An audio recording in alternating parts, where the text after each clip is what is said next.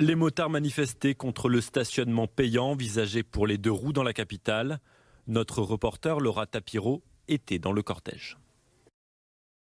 Selon la FFMC, ils auraient été plus d'1 millier aujourd'hui à manifester dans les rues de la capitale. Alors le cortège est parti à 15 h de l'avenue Foch. Il a ensuite traversé la capitale d'ouest en est. Plusieurs arrêts ont été marqués, notamment à la mairie du 9e ou encore ici à Hôtel de Ville. Des lieux symboliques puisque cette manifestation, c'est la réaction des motards face à la volonté d'Anne Hidalgo de rendre le stationnement payant pour les deux roues. Mais cette manifestation, elle intervient surtout car d'ici quelques semaines, lors du prochain Conseil de Paris, la maire du 9e arrondissement, Delphine Burkli, compte bien proposer que son arrondissement soit serve d'expérimentation pour le stationnement payant des deux roues, une volonté que les motards contestent fortement. Écoutez.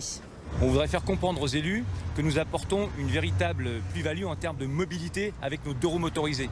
Voilà, puisqu'un deux roues motorisé, c'est assez fluide et ça apporte effectivement une source de fluidité dans le trafic urbain. Si tous ces gens-là devaient repasser à la voiture, ça poserait de vrais problèmes.